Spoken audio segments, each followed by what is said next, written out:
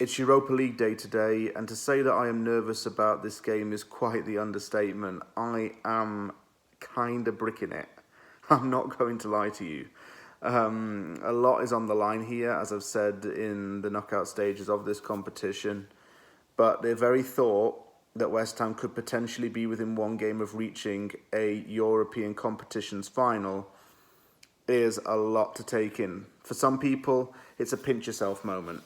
For other people, it's exceeding expectations. For these players, it literally is one shot.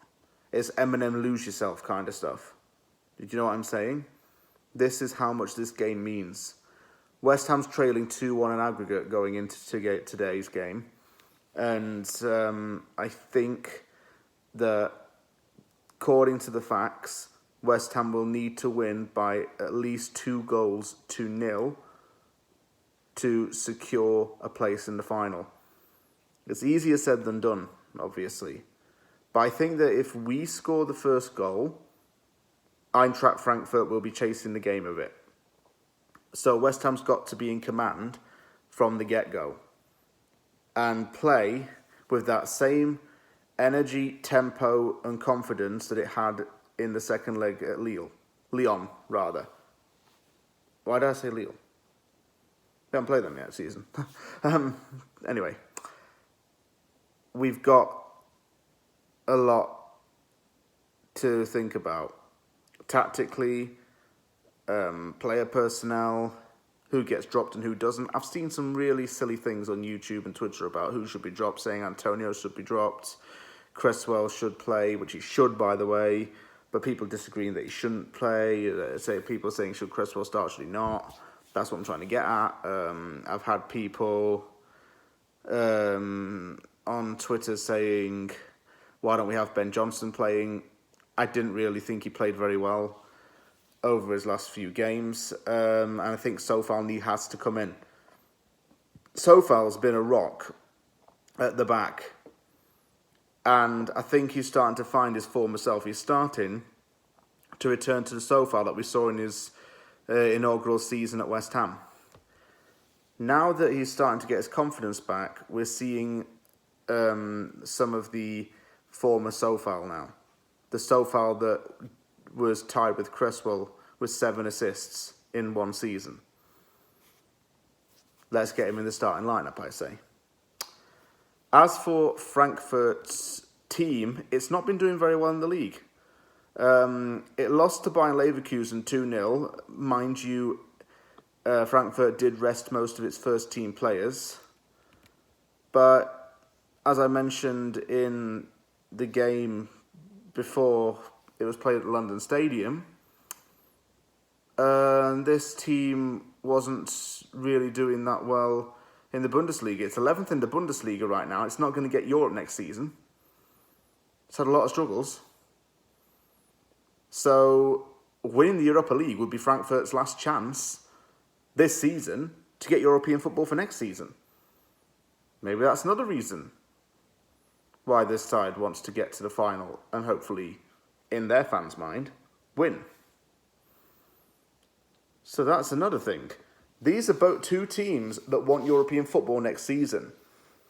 And no matter how you want to argue the toss, one strongly realistic way of this happening would be to win the Europa League. West Ham's in a better position in its own league to get European football than Frankfurt is in the Bundesliga. But still, winning the Europa League gets you a trophy, and it means you can probably attract better players as a result. That's another benefit of this competition. As for 3 players that West Ham should look out for, first up is Japanese midfielder Daichi Kamada. I've written about him in my scouting book, I have to say, and I wrote about him even before this Frankfurt game. Why? Because I think he's a very intelligent and tactically aware player. He tends to operate as a false 9, but he has played as a central midfield as well. And let's not forget that he scored at the London Stadium too, even if it was just a tap-in. Up next is Austrian defender Martin Hinteregger, who caused West Ham so many problems. He's defensively sound, and put in a very gritty performance at the London Stadium. And the third player I'm going to talk about is Colombian forward Rafael Santos Borré. He's in his first season in the Bundesliga, but he's taken to it pretty well. He is joint top scorer in the team with Kamada. Both of them have 9 goals each across all competitions. Borré has 7 goals in the Bundesliga this season since he arrived from Argentinian side River Plate.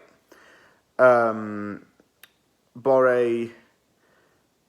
tends to be the last man in the counter-attacking system and is known for his one-on-one ability.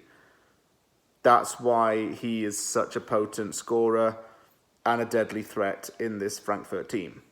After a player who played for both, obviously Sebastian Haller. That sometimes just gives me flashbacks, because I went on a podcast to talk about Haller and I said what went on with that £45 million signing, and I just say he just didn't suit our system. He wasn't really an awful player, but he didn't suit West Ham, and good luck to him at Ajax.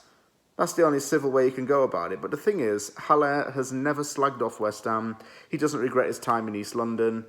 I think we just put the past in the past and move on as far as that transfer saga is concerned. My score prediction for this, I want to say 2-0 to West Ham, because I just want West Ham to go through. That's it. Thank you very much for watching this episode of Opposition Uncovered. If you liked the video, hit the like button and don't forget to subscribe for more content. If you're in Germany right now, please stay safe, look after each other, and enjoy the game. We want you to come home all in one piece and stay away from that emergency room. Don't get involved in any fights. Don't get involved in any altercations with the German fans. Just avoid trouble and just do the right things. Enjoy the game, though.